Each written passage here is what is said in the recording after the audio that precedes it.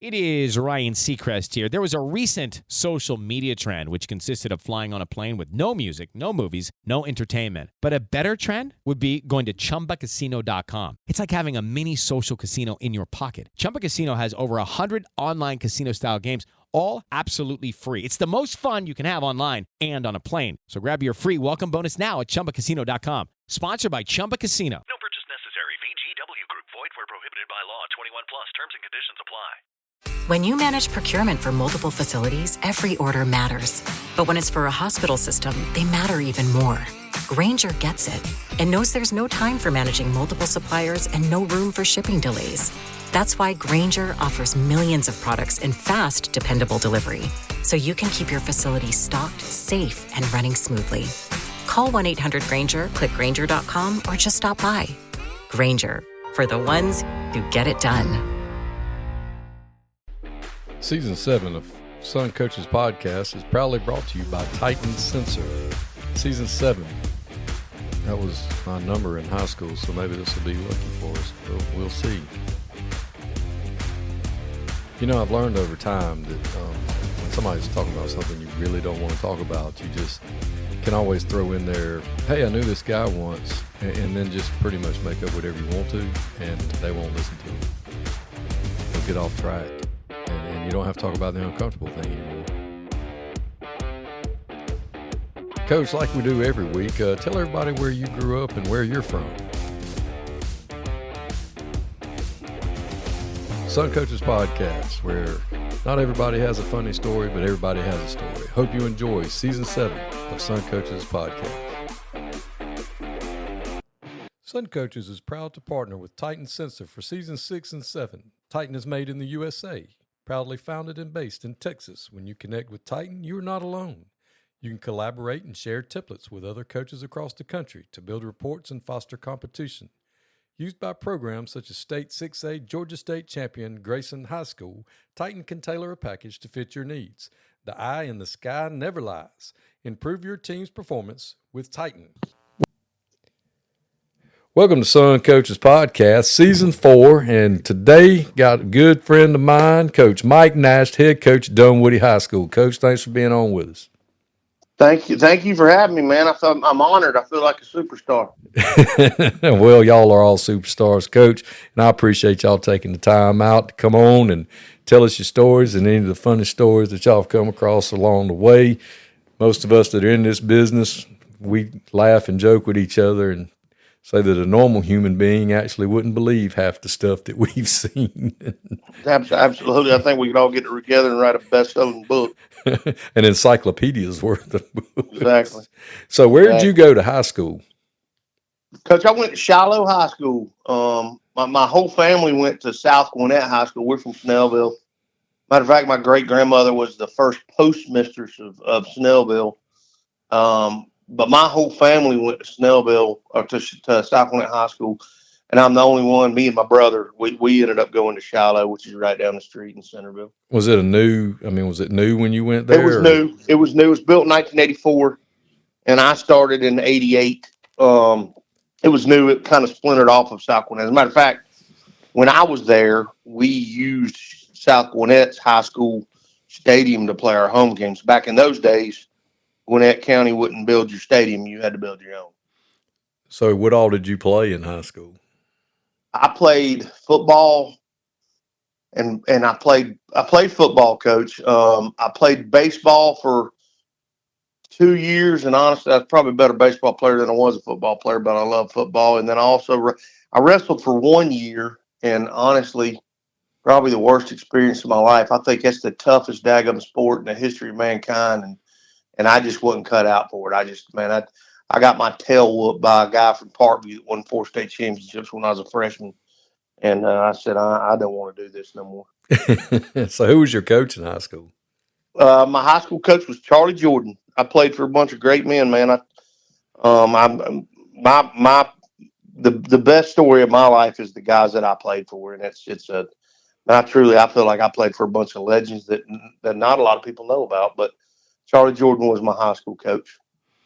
Well, do you remember your whole staff or just your I position remember about coaches? 90% of them. I remember all of them, Coach, but So I guess you would say I'm from the Dewey Alverson coaching tree, and I don't know if you know who that is, but he was at Southwest Cab for a long, long, long time. And most of the guys that coached me came from underneath him. And he was pretty critical in my development as a coach. I didn't know him when I was in high school that much, but as I started coaching, I got to hang around him a lot. And a lot of my coaching philosophy came from him and Coach Jordan. But Coach Jordan was my head coach. And then, as a matter of fact, Coach Jordan meant so much to me that my oldest daughter's named Jordan after Coach Jordan. Really? But then our offense coordinator was Ed Myers, who was the head coach at Shamrock. He'd been in the cab for a long time. But one of my favorite human beings to ever grace this daggone planet. You want funny stories? I could fill a book with funny stories about Ed Myers. But then Jerry Stewart, who was a longtime DC at Parkview and at St. Pius, was one of our coaches. Woody Woodruff was our defense coordinator. Robbie Robinson's won several state championships in Georgia, was one of our coaches. Steve Skeen was our offensive line coach. Jamie Basso was our receivers coach. Trying to think of who I'm forgetting, but I don't know that. So you were a Gwinnett County guy before Gwinnett County turned into Gwinnett County. I've been Gwinnett my whole life. Like I said, because when I say my family went to South Gwinnett, I mean my great grandparents went to the Snellville School. Right. So we've been around forever. So Paul Gilliland Highway, which is the highway between 78 highway between Snellville and Athens, Paul Gilliland was my great uncle. Okay. I've been in Gwinnett. I was in Gwinnett my whole life.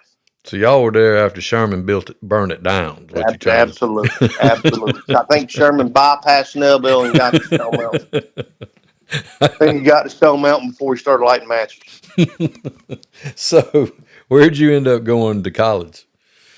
Well, Coach, man, I told you earlier, I say I don't like to talk, but then I start talking and I talk forever. But my story's long, Coach. That's okay. We got plenty of time. Out of high school, I went to Mars Hill College. That's far away.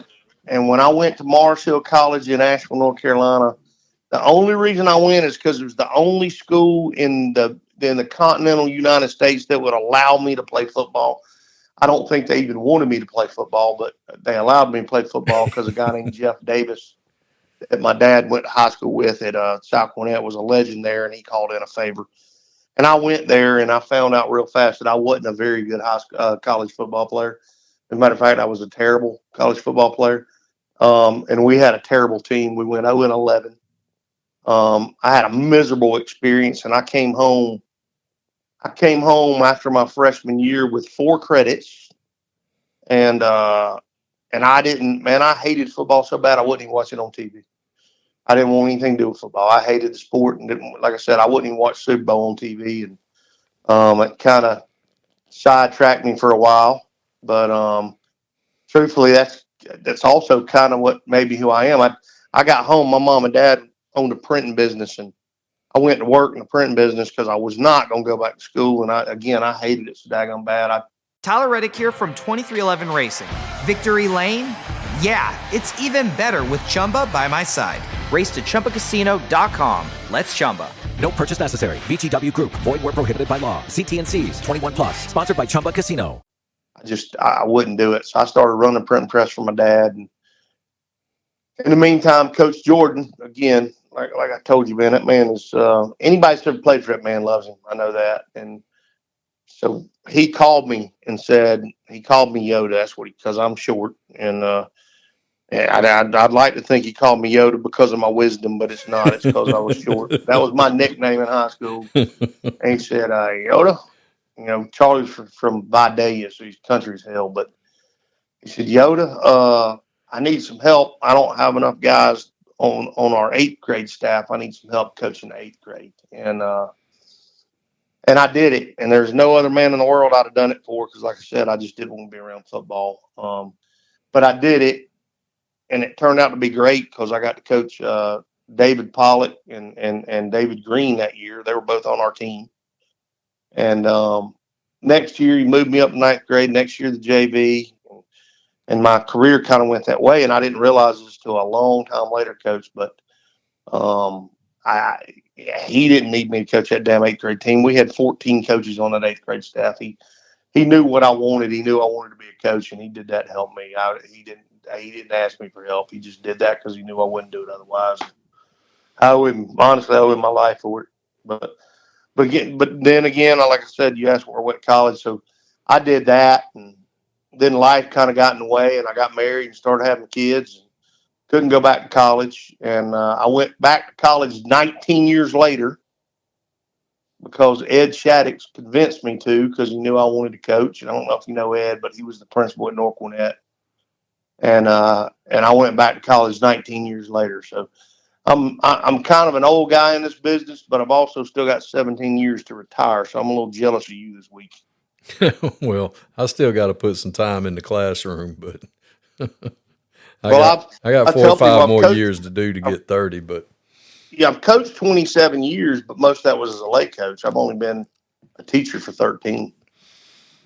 So 13 years as a lay coach, or what'd you say? 19 years as a lay coach? 14 as a lay coach. 14 as a lay coach. Was it all at Shiloh? No, sir. So, again, when I came back to Shiloh, I coached the high school at Shiloh from 95 to 2001 or 2000. And I was a parapro over there for a couple of years. And then in 2001, I moved over to Grayson with Mickey Kahn. I'd known Mickey. Mickey went to South Gwinnett High School. I'd known Mickey for a while, so I went over there when Grayson started, and I coached their 8th grade program from 2001 to 2004. And then from there, Coach, gets weird.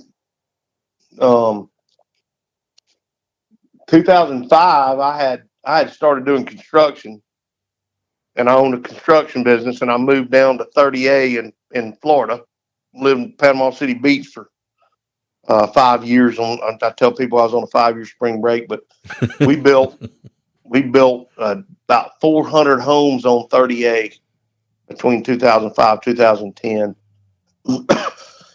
Excuse me. 2010, we moved back to to Georgia and coached at North Gwinnett with Bob Spire and great coaching staff, Troy Hobbs and Mo Dixon. And then in 2012, when Coach Hobbs got the job at Shiloh, I went back to Shiloh with him. And then in 2015, when the Dunwoody job came open, I applied for it, and I've been there ever since. You have one of the most unique paths I've ever heard. I never realized that. I didn't realize. Coach, it's pretty crazy, Ben. I've done a little bit. Ed Shaddix. Do you know Ed Shaddix, Coach? I know the name. I've never met him. No, sir. He was at school today, and I've known him since I was a kid. And he was telling somebody he's never met anybody that's done as much as I have, and I have. And that old phrase, jack of all trades and master of none, is probably fits me better than anybody. But I can do just about anything, just can't do anything great. But I've had every daggum job you can think of. Like I said, I can step in and run a printing press tomorrow. I can build a house with my bare hands. I can do plumbing, electrical. I can coach football. I can teach. I'm certified in 7 different subjects. But again, I ain't a real good teacher. I just got certified in a bunch of different subjects. You're MacGyver. But that's the way Ed described it today. Kind of, I am, but I ain't as good as MacGyver. All MacGyver stuff always worked. Mine don't always work. If you count on me to get us out of a situation, I'm probably gonna get us into a worse situation first. I never knew. I swear, I did not know that you were a lay coach for 20 years. I worked as the. There's nothing wrong with that. I just think it's awesome. That's going to be great for people to hear this. It's crazy, and I love it because it's something I can teach kids. Because I worked as the recreation director at the Fulton County Regional Youth Detention Center on Boulder Crest Road in Atlanta, Georgia. Probably the worst job I ever had. That's fantastic. But I worked at a daggum car wash. I own printing businesses. We've done a little bit of everything. But what I love about it is that when I get to teach kids, and I say this all the time, Coach, I love football and I love being a football coach, but I love teaching. And I tell people all the time, I believe there's two kind of people that work in a building, in a schoolhouse. I believe there's people that teach because they love their subject, and most of them are on that English hall.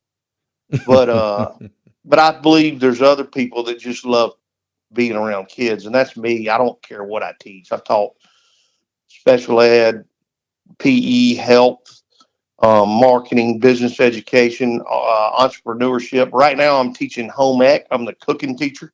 That's what I'm talking about. Next year, I'm starting a new pathway at Dunwoody that only 20 schools have. It's called HEO pathway, which is heavy equipment operation, because I'm the only one in the building that can run a daggone bulldozer. At Dunwoody High School. Yes, sir. Who'd have yes, thunk sir. it? But what I love about it is I get to teach kids. You know, Coach, for 19, I told you my story. I hated college, so I didn't finish. But for 19 years, I did anything I had to do to survive. I had to do what I had to do to survive because I had 2 kids and a wife. You got to eat. And then now I get to do what I want to do because I finally finished and got that piece of paper. So I tell them all the time, just suffer for a little while so you can do what you want to do instead of what you have to do. Ain't that the truth? I tell you what, you hit on something that I've always told people when they ask, you know, when you go out in mixed company, and by mixed company I mean people that don't teach or coach, because contrary to what coaches think, there's a whole world out there that really doesn't give a flying fart what we do. Tyler Reddick here from 2311 Racing. Another checkered flag for the books. Time to celebrate with Chumba. Jump in at ChumbaCasino.com. Let's Chumba. No purchase necessary. VGW Group. Void where prohibited by law. CTNCs. 21 plus. Sponsored by Chumba Casino. Do for a living, and they're not at all impressed with the fact that they could care less that there's a Final Four going on this weekend, and they really don't care who's winning the state championship next weekend. Absolutely. Contrary to what we think. But you get in mixed company and they're like, "Oh, you're a teacher," and yes, I am. And every time they've asked me, "What do you teach, youngins?" I teach kids. We talk about math, or we talk about science, or we talk about whatever. You teach kids, and I think if you do that, then you're going to have fun at school every day. I went today. I've got this little pen. You know them little bootleg teacher, it's like a school store for teachers they have in the teacher's lounge, and they have all that junk in there. I found a pen one time. It's called a no pen, and you press the button, and it says no like 8 different kind of ways. Well, I dug it up and took it to school today. I was aggravating them youngins today with that thing every time Coach Lamb, no. Coach Lamb, no. Yeah. Absolutely. And I had a ball today at work. It's fun, Coach. Teach it, and I tell all our younger teachers all the time, and I probably, excuse my language, I probably piss them off every day because I'll be in that daggone teacher's lounge. You talk about teachers, I try to stay as far away from that place I can get, because you go in there and it's a bunch of daggone people making copies and being mad. And, you know, I'll be in there and listen to them talking and complaining about kids and everything else, and they don't like them, and these daggone kids. I told a couple young teachers last week, and I've probably done this about 10 times. You know, guys, I got good news for y'all. Or, excuse me, I said, you know, guys, y'all probably picked a terrible vocation teaching kids if you don't like kids. But the good news is you're young enough, you can switch. You can go do something else. Yeah, go do something else. I mean, honestly, else. I believe, and I firmly believe this. I firmly believe 2 things. One, if you've never done anything else but be a teacher, I think you ought to be forced to go work with adults for a year before you're allowed to come back. Because I have fun every day. And what you said earlier about what do I teach? I teach youngins. Coach, that's what we do. Right now, we're towards the end of the semester, and at the end of every semester, my last unit in home ec, and it was my last unit in special ed, it was my last unit in PE, and my last unit in marketing. It's called Everything You Should Know and Nobody Ever Taught You. And so right now, like yesterday, we learned how to tie a tie. Tomorrow, we're going to learn how to address an envelope. Believe it or not, Coach, I got 96 kids I teach, and last semester, 90 of them didn't know how to address an envelope because they don't do it anymore. Coach, I'm teaching I'm co-teaching a senior economics class, and the teacher I'm with, she's awesome. Well, we got into we've been doing personal finance for the past. Same concept. You know what we did yesterday? We learned how to write a check. Coach, I do it every year. And every one of them asks, why do I need to know how to write a check? I'm like, guys, at some point you're going to have to write a check. I don't care how digital we get. And the girls, Monday when I taught them how to tie a tie, the girls were like, well, why do we need to know how to tie a tie? And they love it. And that's things people don't get. If you talk to kids the way they talk to you, they'll get you.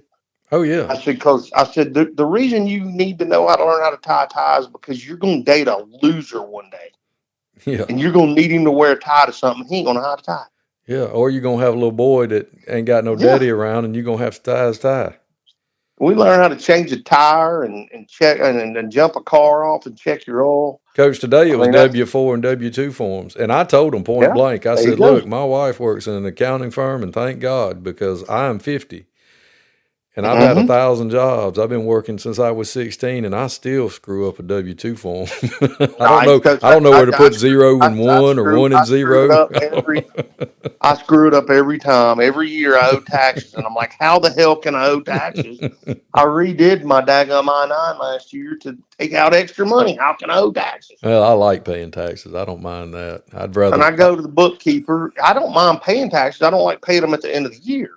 Oh, yeah. Well. But every year at the end of the year, I owe extra taxes because my dumb rear end filled out the I-9 wrong and didn't hold enough taxes back. Yeah, I like sending them a check because I don't believe in letting the government hold my money interest free for a year. I can make that money make money. I want it to be absolutely exactly right and owe them $0 freaking dollars. Yeah, even it out. Yeah, we usually do that. Like we'll owe one something and get something back. Anyway, let's get back to football. Yeah, absolutely. But it all ties in because we've said this for years, and for the younger coaches out there listening that love to get up on the board and love to go to the clinic and walk around with all the clothes on and all the stuff on and think they've invented this game, need to understand you're teaching kids. Exactly what it is. And if you're a good teacher, you ought to be a doggone good football coach. Well, and I say it all the time. I had a bad principal one time I told her I needed to hire a couple coaches. She said, I don't need more coaches. I need good teachers. And I said, ma'am, number one, that's probably the biggest insult you could ever give me. But number two, I don't believe you can be a good coach if you're not a good teacher. Can't. Because coaching's teaching. I mean, that's all it is. But I hire any idiot to go out there and yell at people. Yeah. That's what we did when we were young. Well, that's coach. The game's changed now. We hollered and screamed, and you can't do that to youngin' now. They'll offend them. I'll tell you right now. Now, Charlie Jordan wasn't this guy, and none of those guys I coached for were this guy. But if Charlie Jordan would have told me to do something, I'd have done it 1,000 times because I was scared to death of him. But again, he wasn't that guy. I don't mean that I did it because I knew he loved me, but that's the way it is now. I mean, coach, if you try to coach like that, they'll just walk away, go do something else. Well, talk about the man you said that had so much influence on you as a coach from the tree from Southwest DeKalb. Well, Southwest DeKalb, that was Dewey Albertson. He is the guy that brought along, Charlie Jordan and Ed Myers and those guys and Steve Skeen. So he was the godfather. Yes, he was. He was the Dave Hunter to Phillip Jones and Tommy Jones, and then I was underneath those guys. So we were separated, But he was good to me, and I think he was good to me because Charlie took an interest in me, and I took it. Coach, when I was in high school, I wanted to be a high school football coach, and I kind of hung around with them more than hung around with my friends. You know what I mean? And I think Dewey saw that. And I just remember my first head coaching job when I got this at Dunwoody. He's the one that came to me. And he was probably closer to my parents than he was to me, but he's the one that came to me and gave me the best advice that I've ever gotten. And I would give to any young coach that's going into a head coaching job. He said, Michael, I just want you to understand something. When you take a head coaching job, you're not coaching a team. You're not coaching a school. You got to coach the whole community. And I think about that at least once a week.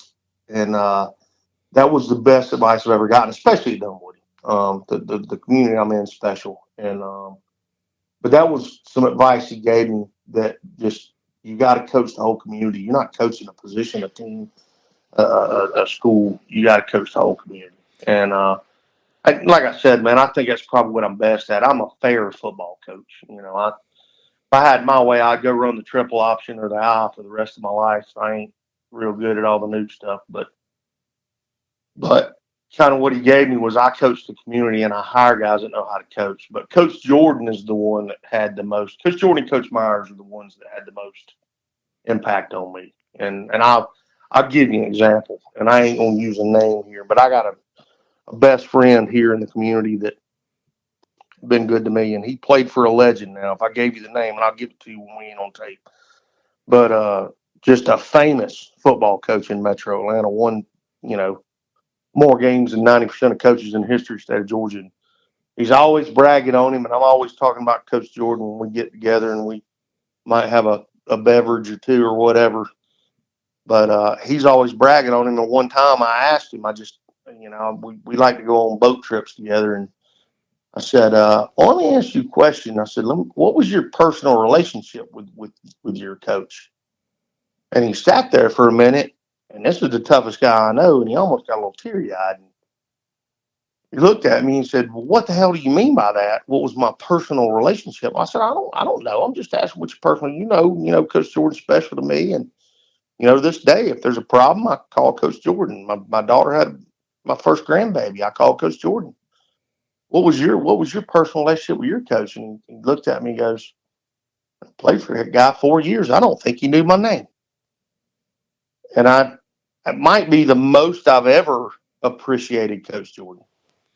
And you know what, man, I can't say that. That guy cares about me. And he calls me. He calls me. If I ain't called him in a while, he calls me to see how everything's going. We went back this year and played Shiloh. He comes to at least one game every year. But this year we go back and play Shiloh the last game of the season. And the field is named after Coach Jordan because he built it there. And he comes to the ball game and he stands on my sideline. And I try to think about that when I'm aggravated, when I'm aggravated with kids and think, if that guy had that impact on me, I'm having that impact on somebody, whether it's good or bad. And I need to make sure it's for the good, not for the bad. Absolutely.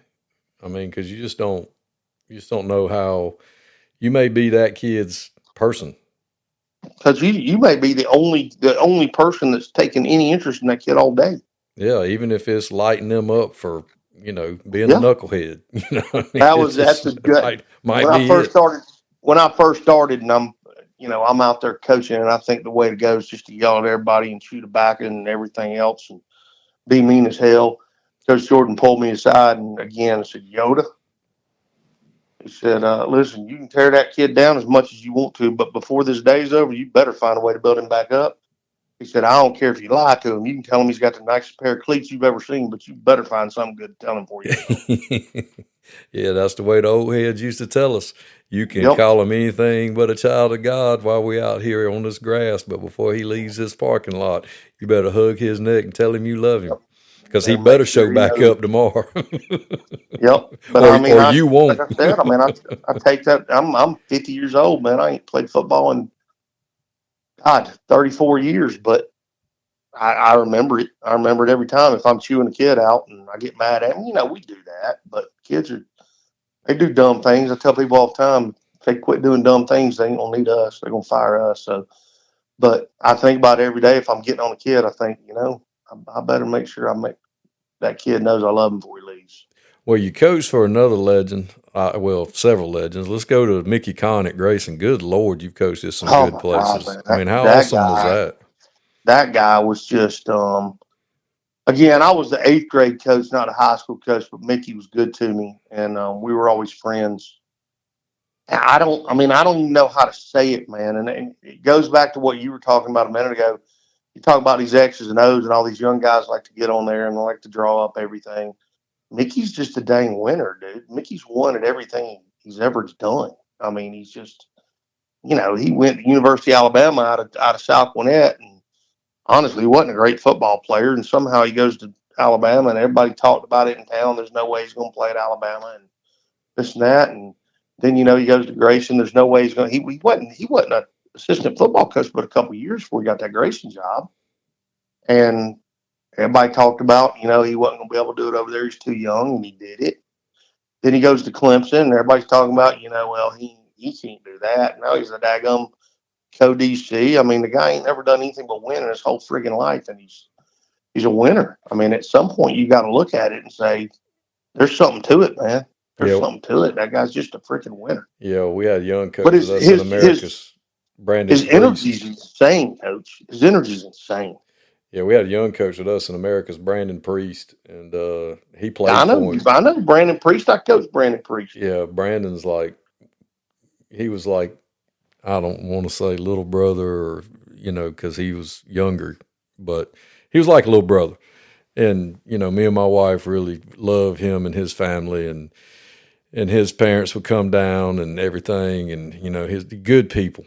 And Brandon, great guy. And, and he was coaching at Monroe area, and man, I tell you what, that joker would cut your head off over Mickey Conn now. Coach, I coached Brandon and Chandler. Chandler was his older brother. Yeah. And then his daddy was best friends with one of the other guys I coached with, who I think is probably the most underrated coach in the state of Georgia, which is Robbie Robinson. Oh yeah, Robbie Robinson's one of my people too now.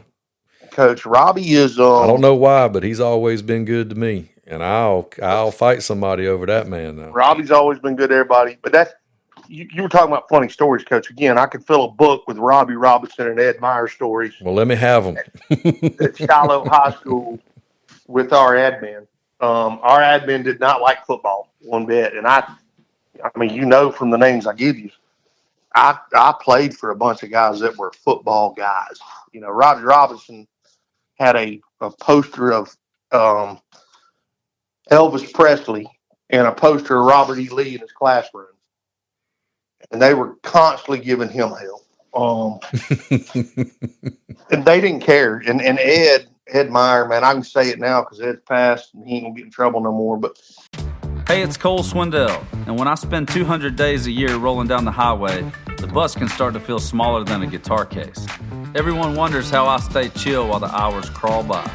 Truth is, one good luck spin on Chumba, and suddenly the trip feels a whole lot shorter. Finding your space, even when there isn't much to spare. Need some chill? Let's Chumba. No purchase necessary. VGW Group. Void where prohibited by law. 21 plus TNC Supply. Sponsored by Chumba Casino.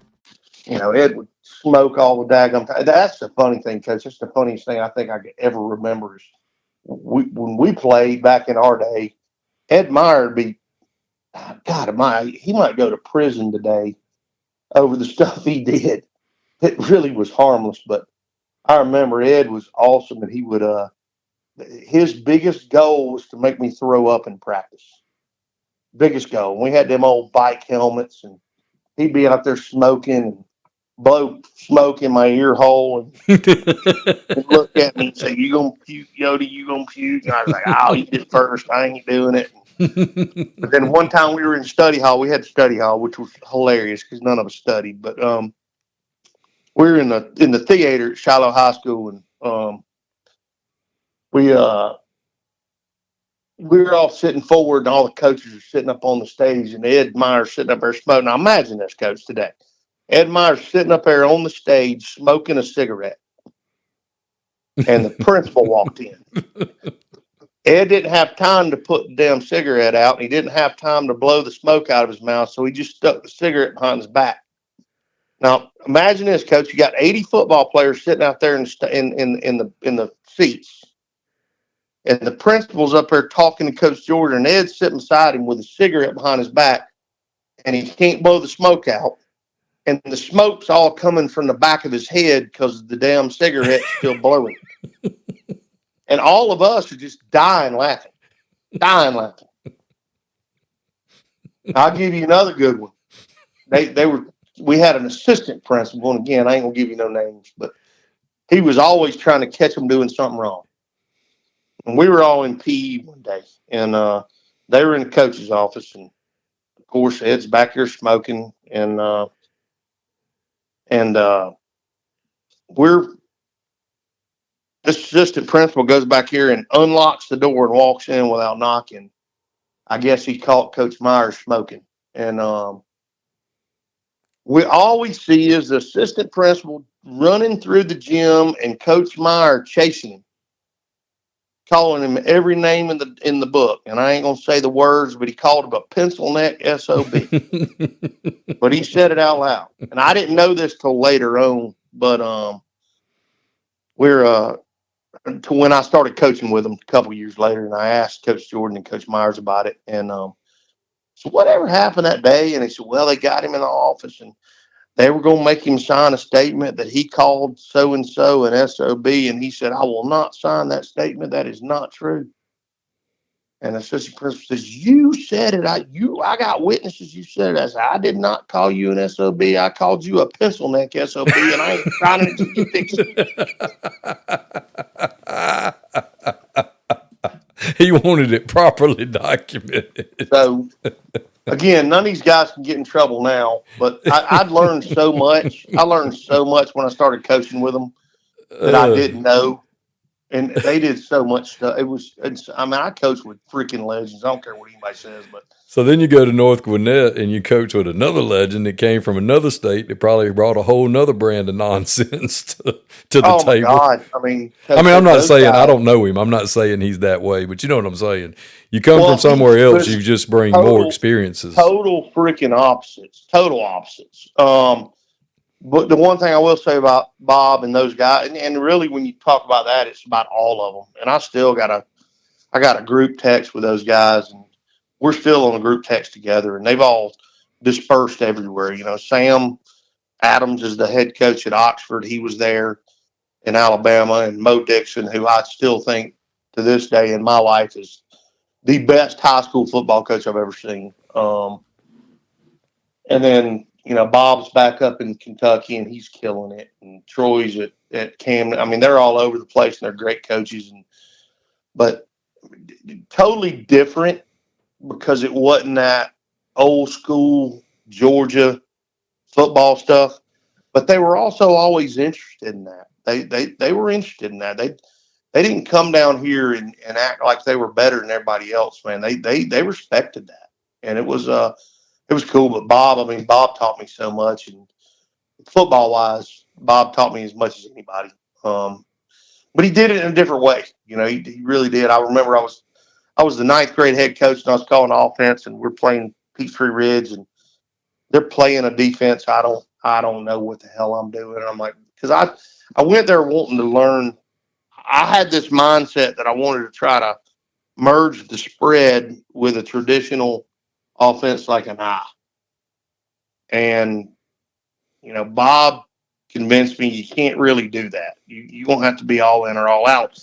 And the one thing I loved about Bob, because Bob started wing T, but the one thing I loved about Bob was he told me, he's like, neither one of them's wrong, man. You ain't got to be spread. But it's going to be really hard to be spread and wing T or spread A and I. So we're in the middle of a game, and I walk over to Bob, and it's just how he was. I'm like, hey man, what the hell should I call against these guys? He goes, I ain't telling you. You got to figure that out on your own.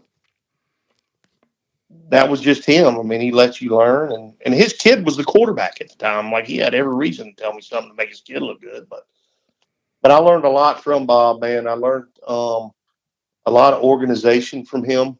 I learned a lot of Booster Club stuff from him, and I learned a ton of football from him.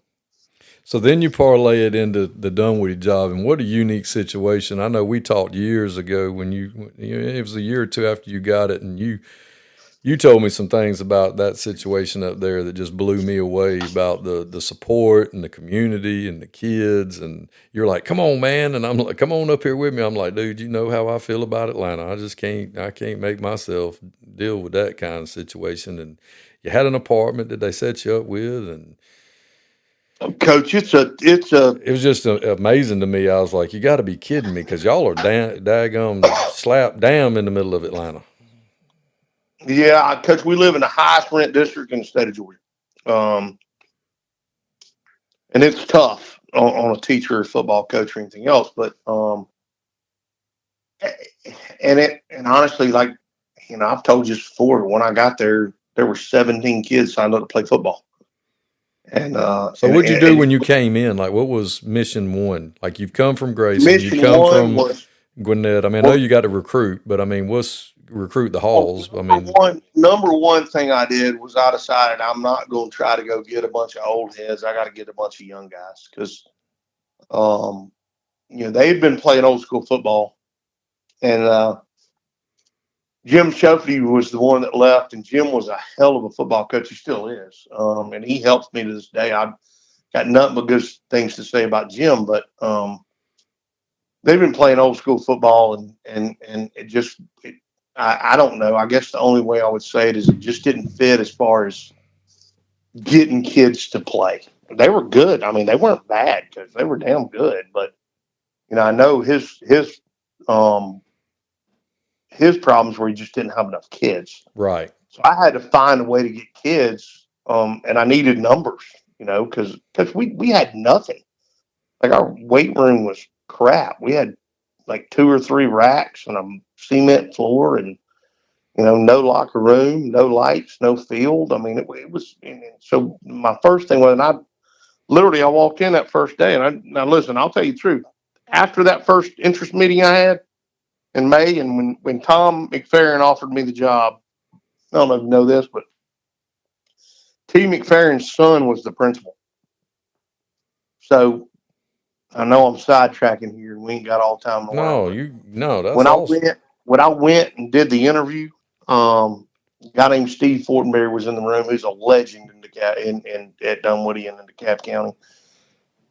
Tom McFerrin and some other people were in the room. We did all the culture stuff and the classroom stuff and all that. And I thought, man, I killed that. And then they said, all right, we're going to get in the football portion. And freaking T. McFerrin walks in the room. Tom brought his dad in. Like he brought in the damn ringer. It's like the guy from the Mets that comes in as a relief pitcher and they're blowing the freaking flute or whatever the hell that thing is. And he starts drawing stuff up on the board, and he draws up a 3-5 with a pressure, and he goes, how are you going to protect this? And I'm like, holy crap, man, this is T. McFerrin. Again, I grew up in Georgia. I know who this guy is. I'm going to get in too tight and make that boy put his hand in the dirt, and we're going to run. Yeah, so no, I drew up a protection that I had learned from Chuck Allen, who is now the offensive line coach at Grayson, but he was our offensive line coach at North Gwinnett. And I learned, and I'm an offensive line guy. That's what I am by trade. I'm not a head coach. I'm an offensive line coach. But I'd learned this protection from Chuck, and it's a half slide, half man protection. Right. And I drew that thing up, just man, boom, boom, boom. And I'm thinking, God, he's going to pick this thing apart. And he goes, where'd you learn that? And I go, well, I learned it from a guy named Chuck Allen. He goes, that's my protection. And at first I was like, God, man, I stole his protection because I'm scared to death. Then I was like, hell yeah, I killed that. I drew up his protection. Yeah, atta baby. But anyway. Stay hot, kid. Stay hot. Yeah. So I get the job, and I'll be honest, Tom called me to offer me the job, and I was throwing BP baseball coach. I was a head baseball coach before I was a head football coach, but me too. Well, I ain't even gonna go into that. I'll just tell you this. I was a head baseball coach and a head girls soccer coach at the same time at Shiloh, and they play in the same damn season. Figure that one out. I bet that was fun. But I was throwing BP, and Tom calls me and offers me a job, and I was like, man, I just don't know if I can do it, man. I don't know if I want to come to work in DeKalb County. I said, I've heard too much, and Tom promised me, he said, you're not coming to work in DeKalb County, you're coming to work at Dunwoody High School. And you're going to work for me, and I ain't going anywhere. Well, hell, he left 2 years later and made me mad. But anyway, so I come to work that first day, and we got 17 kids at our interest meeting. And I went home, and I looked at my wife, and God bless my wife. I said, babe, I think I messed up. I think I need to go back to Shiloh because the Shiloh job was open too. And I thought about taking that one, and I didn't. And my wife looked at me and said, well, if you do that, then you're not the man that you say you are.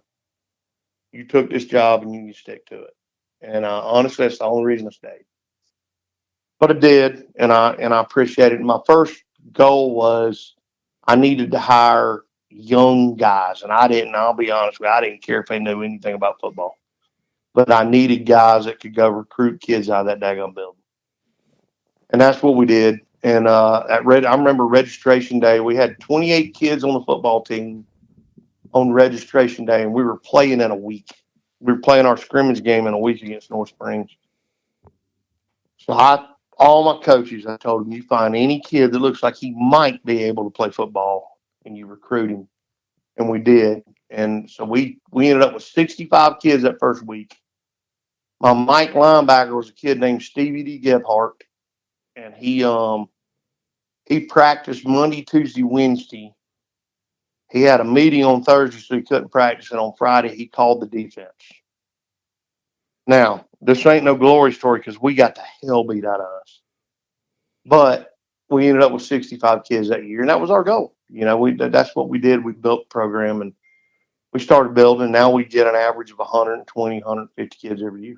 So that's insane.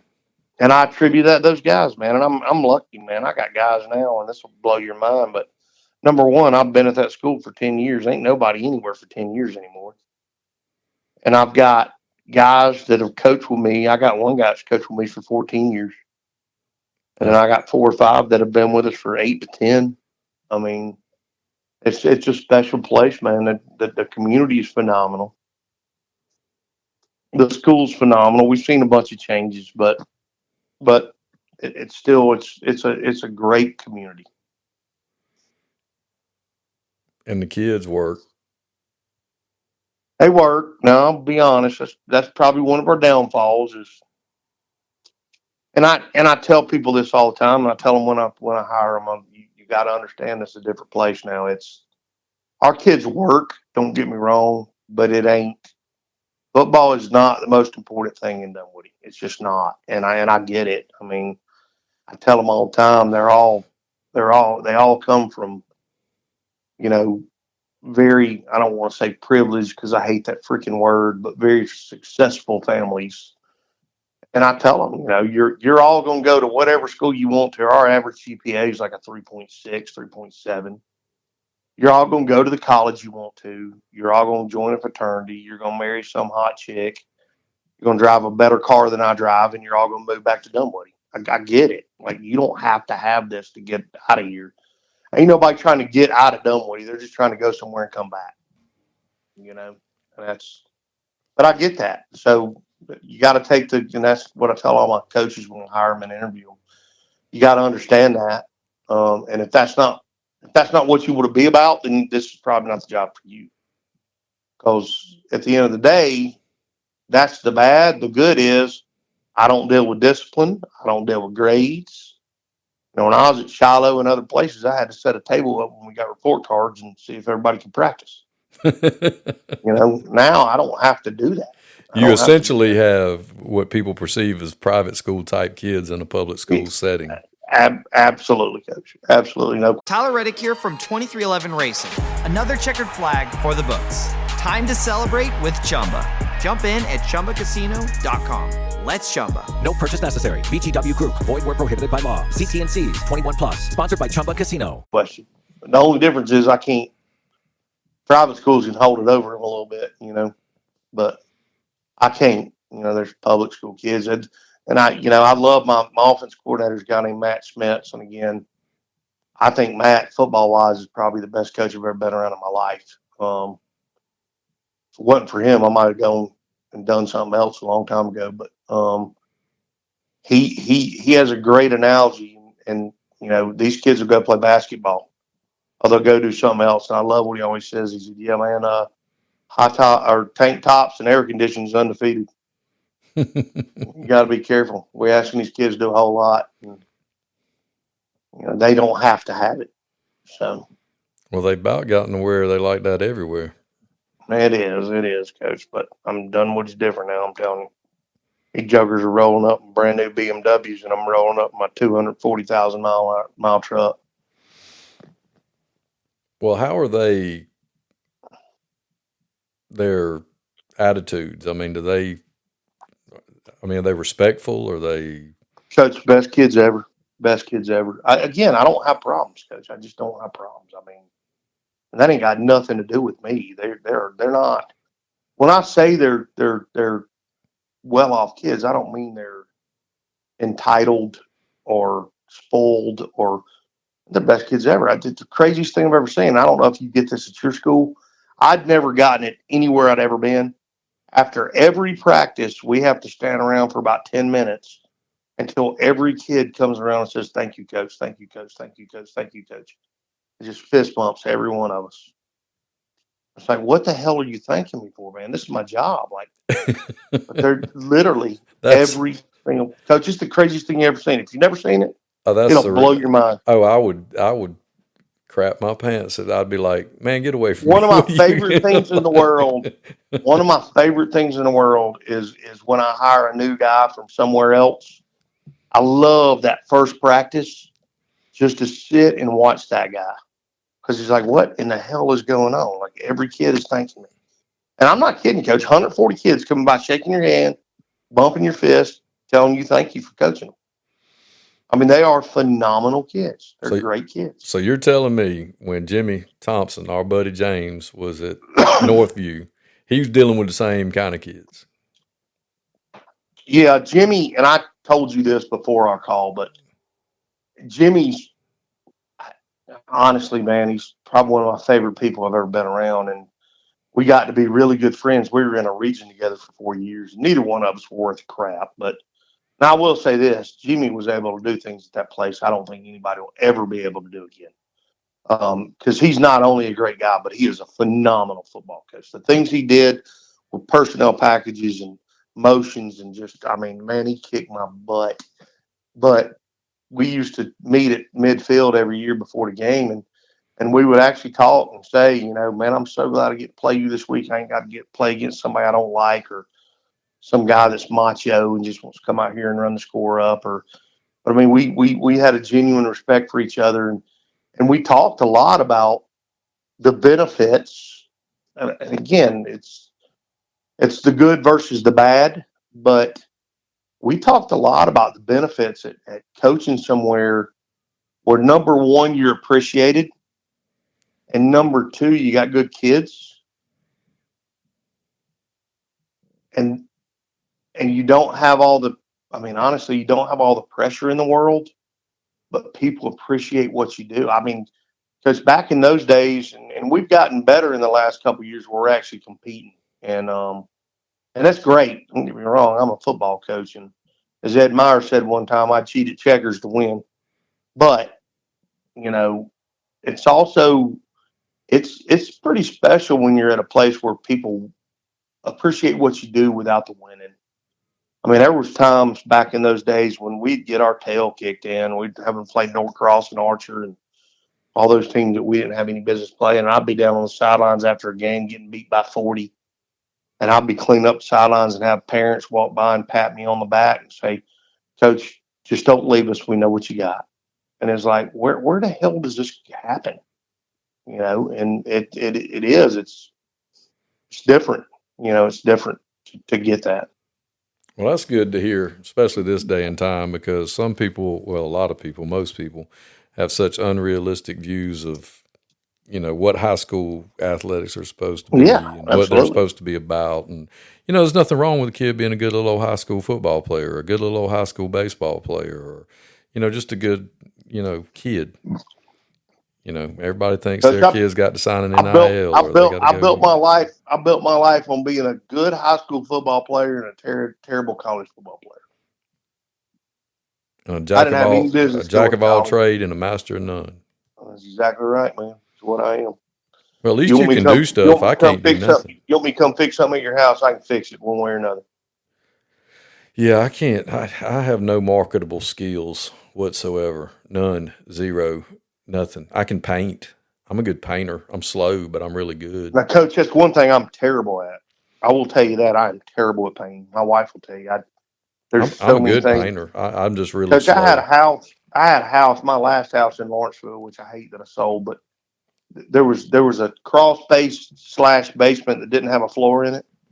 I dug the damn basement out by myself, and we finished the basement and put a 2-bedroom apartment in it. I can do that.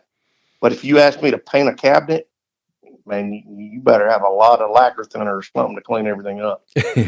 Yeah, see, I can do that. That's the only marketable skill I have. I don't know how to fix anything. Every time we've moved, which is more than 7 times, Rachel has to do all the hook up the electronics, all that other stuff. Now, doing this podcast and stuff, I've kind of learned how to do this. I've learned how to do Canvas stuff. I've kind of learned how to do some stuff, but I know how to change a tire. I know how to change an alternator. I know how to change the oil. That's it. Well, I've learned that stuff recently just because of freaking YouTube, Coach. I mean, if you open up the hood on a truck and you tell me, I can explain how it works. I mean, I can't do that. I still to this day, a combustible engine just makes no sense to me whatsoever. I'm still trying to figure out how regular television works. I think that's amazing. But yeah, I can't do that neither. I can get down with calculus and physics and things like that. And I mean, on paper, I can take tests and I can throw a score up there, but you just hand me something that are built-in skills and say, hey, go do this. I think I'm the opposite. I think me and you make a good team because I'm the opposite, because I can't tell you how anything works, but I can figure out how to make it work. And if it's built out of wood, brick, mortar, just give it to me and let's go. Yeah, I'd be your helper. Like, hey, Lamb, go get this and bring it here. I'd be a good here and there guy. Engineer. You'd be the engineer or the architect. Maybe. Yeah. Maybe. The only thing I can engineer and architect is I'm good with kids. That's what one of the teachers told me today. She was like, I love having you in class because you are so funny and so good with these kids, the relationships you have. And I was like, yes, ma'am, thank you. And I'm like, I'm just trying to say, you know, and she's been doing it a long time, and she's such an excellent teacher. And she's an English teacher, believe it or not, but she makes it so, and I like reading, so she makes it so engaging. We listen to this podcast that it's telling a story and the kids are all into it, and it's like 6 minutes, and then she'll change and we do something else. And it's like going to football practice. We do individual, we do group, we do a little team, and we do a little scrimmage. And I'm like, man, Miss King, you should have been a doggone football coach. This is awesome. And the kids get into it, and I'm like, you make the class what it is. I'm worse than the kids. I participate and raise my hand, and I cut up with the kids. I mean, she could probably send me to the office once a week because I'm disrupting class. But Coach, that's pretty cool, man. Because I was a team teacher for a while, and I got to be honest, that's one of the places in education that I think needs fixed, because like every team teaching situation I was ever in, all I had was they wanted me to be the disciplinarian all the time. Well, I tell them up front, I'm not going to do that. And if I've got a teacher that's going to be, and now that I'm older and you've got younger teachers, I can just tell them up front, this is not how this works. I'm not the daddy. This is your classroom. I'm just helping. And I'm assisting, and I assist everybody. But I'm really, really if we want to be technical, and I'm sure there's going to be some administrators out there that pitch a fit and are saying, I'm an idiot and I'm never hiring this guy, and that's fine. But if they don't want to hire you, don't want to be hired. I'm really there to make sure you don't get sued. Yeah. Because you don't want the federal government pounding on your head because that paperwork ain't filled out right. Well, I also don't want it to sound like, I know I used English teachers as a reference earlier. Oh no, because I ain't the only Believe it or not, when I first went to school, that's what I wanted to do. I wanted to be a literature teacher. I had great literature teachers in high school, and that's what I wanted to do. Mike, if I could do anything in the world and make what I make, I'd write. Like that blog post I wrote about my last day, my 30 years of coaching. Mm-hmm. I had people email me and go, we didn't realize you could write like that. Did you write that, or did ChatGPT? I said, ChatGPT, I don't know how to barely text. I don't know how I said, no, I grew up writing. I love to write. If I could write and make the money I make, I would do that. Well, to be honest with you, if I could cut grass on the golf course, I would make the same amount of money. I'd cut grass. I think I love turf because it fills together, but I think it's the worst invention in the history of mankind, because there was nothing better than when I'd just be able to get out and cut grass every day after football practice. Yeah. especially now with the way I still have to wear like full headphones. I can't do the AirPods, but I can put on headphones and just go. That's why I'm kind of jealous of my son's got hearing aids and they're Bluetooth. So he's always like, he was wearing AirPods before AirPods were cool. Yeah. You know, so, you know, Grayson's always, if he's got his iPad or his phone or whatever, I mean, it's kind of aggravating as a parent sometimes because you're trying to get his attention and people are like, oh, he's ignoring us. And we're like, no, he's Bluetoothed into his device.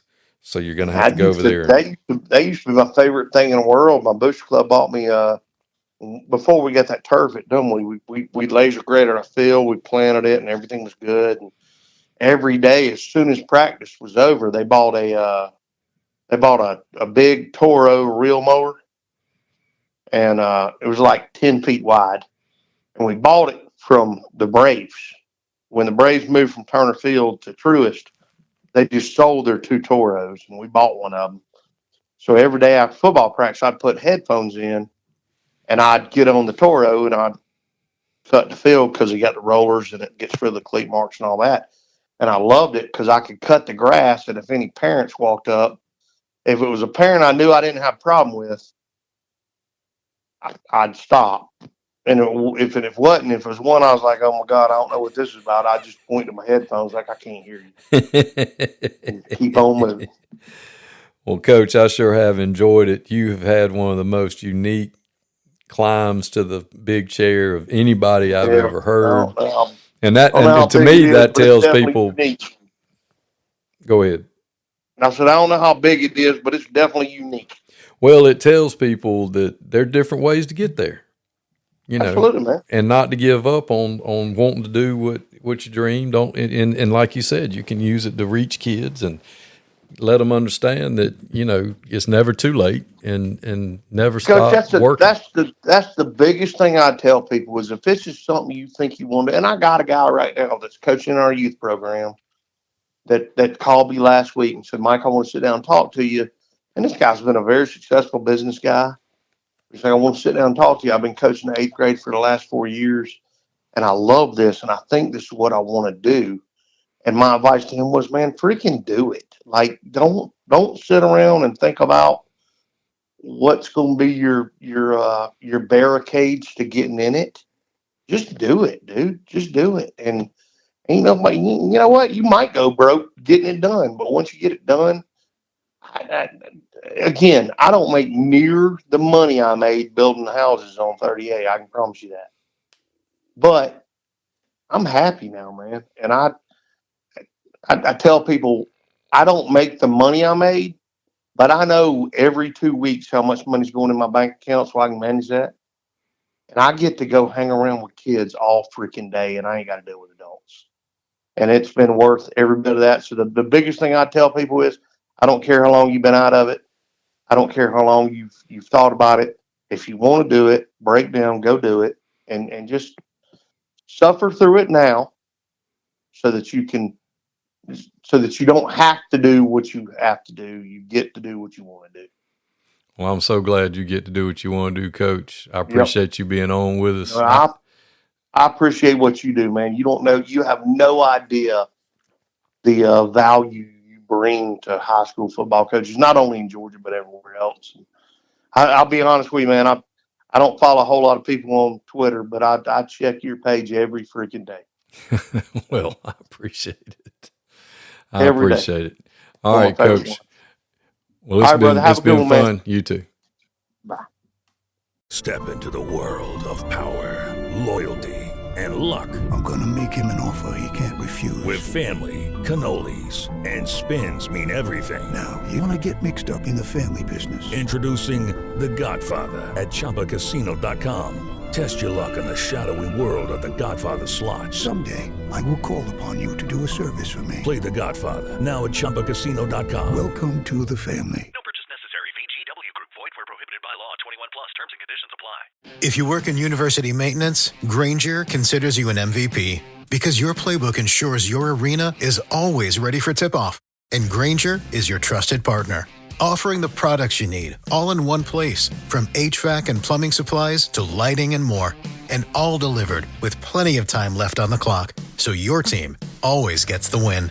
Call 1-800-GRANGER, visit Grainger.com, or just stop by. Grainger, for the ones who get it done.